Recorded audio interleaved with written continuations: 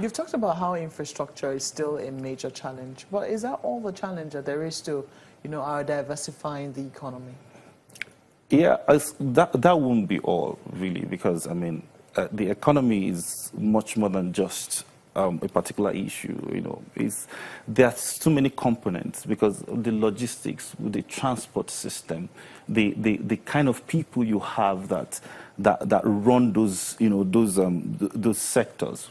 Mentioning the transportation, you can't entrust your goods in the hands of people who don't understand the value of your goods, for example.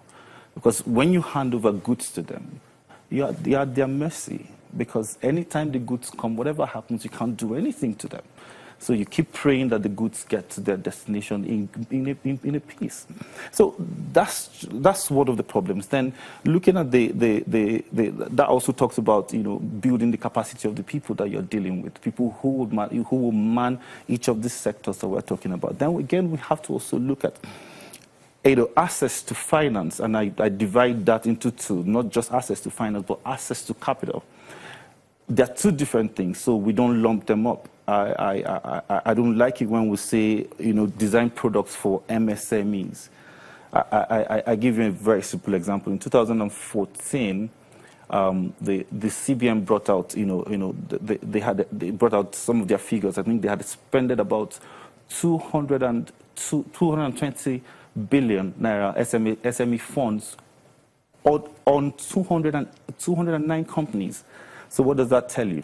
You crowd out the smaller businesses because those who have the capacity to take such loans are the bigger ones. So you design products, removing the micro and the small ones, and then you allow this other medium ones to flourish.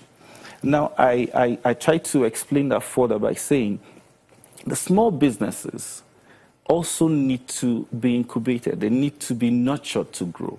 So if you don't create products specifically for them, you will not get the best out of them. Then again, you don't create funds, development finance funds, and give to commercial banks. The philosophy of a commercial bank and a development finance institution, they are two different things. The commercial banks are liable to their shareholders. Development finance institutions are liable to stakeholders. So these are two different things that you must consider. At every point in time, you're looking at growing the SME sector. So access to finance, access to capital. Then again, we have to also... So where should there be warehouse then? Do you think there should be a special development bank for that? You have to get your Bank of Industry to become very robust. You don't get them, you don't tell the BOI, they don't structure their transaction in such a way that you have to look for a guarantee from the commercial bank, because the commercial bank will still use their credit analysis, their system of analyzing credit for a commercial loan to deal with a development finance, model that you have designed. So at the end of the day, we're not doing the right thing, really. So you have to get BOI to work. You have to get the Nexim Bank, recapitalize them, give them, train them, make them understand what this, development finance is all about. You have very, very strong points there, because only recently, I think it was the Senate President who called a meeting of, I think it was BOI, NYSC, and a couple of other government agencies, MDAs, and even CSOs, to find out why unemployment is so high and what can be done to ensure that, they can do more to ensure that more people are employed. And part of what was said, according to some of the CSOs, they believe that, the MDAs are not really pulling their weight. The MDAs believe that, students, and not children now, but student graduates, them are ready. Some of them are not really ready. Do we as a people understand that, entrepreneurship is now the way to go? And, are we really keen into some of the plans that government has? See, entrepreneurship, I always say, is a spirit. And, a spirit? Yes, it is a spirit. That's an interesting way to compare it. Yeah, and then, see, I don't know, any child that goes through school in developed countries, you notice that most of them, after school, go to work.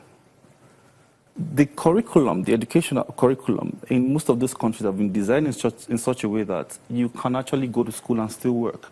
Now, the experience you get there, you can't get in the classroom. So now you don't expect a child who goes to university in Nigeria or goes to school in Nigeria, comes back home, holiday time, all he goes to is either extramural classes or try to improve on whatever next exams that they have. And then after that, they play, party, or whatever it is. And then at the end of the day, you expect that person to have this entrepreneurial spirit. So it has now become a gift to us as a nation, not a spirit. In the sense that if countries like the UK and the US were trying to emulate or trying to grow like they have grown, what they do is you finish from school, you go to work, you earn money, and then you come back to school.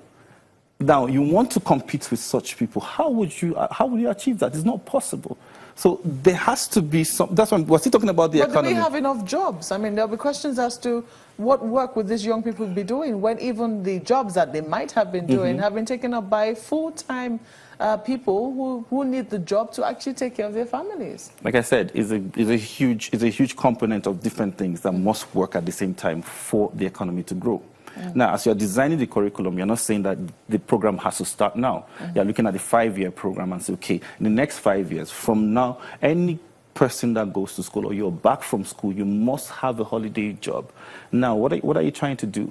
Who says that we can't have big multinationals absorb these people just to train them, to make them understand what it takes to run businesses at no cost? As CSR, they can do it. So, but what I'm trying to say is a more sustainable strategy will be to have this plan, laid out for a period of maybe, say, 5 years, and say in the next 5 years, because that will also involve the academia, because they need to also design the curriculum to allow this, students to go out to also, practice some of these things that they are being taught. So that's actually part of it when it comes to, where education has come in. Economic development has a way of, you have to think through things. Everybody applauded the GSM, and I was a bit not excited. Why? Because we were more interested in the SIM card and rolling out GSM as against knowing that the heavier burden will be on what carries the SIM card, because you don't use the SIM card and speak to the next person. It has to be in the phone. And at the end of the day, how much is your SIM card and how much is a telephone? Big question. And I think that if we can do the math, perhaps we will know where to focus our efforts. Ogbonna Okoko, we have to thank you most kindly for coming on Sunrise Daily today and sharing your thoughts with us. He's an investment promotion and economic development expert.